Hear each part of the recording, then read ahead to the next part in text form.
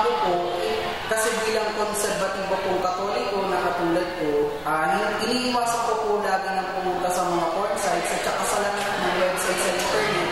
na nakaka-apekto sa moralidad ng mga kababaihan at kalalakihan, pati po yung mga bata na katulad namin. Kapag nakakakita po ako ng mga iskandalo na pumapatungkol sa moralidad at saka sa sensualidad ng mga babae, syempre ang una ko pong reaksyon, parang nahihiya po akong tignan at saka may sama ng loob po ako dun sa mga gumagawa ng ganito. Kasi parang hindi po nila isinasaalang-alang yung kalagayan ng moralidad ng mga babae sa kasalukuyan. Kasi kung mapapansin nga po natin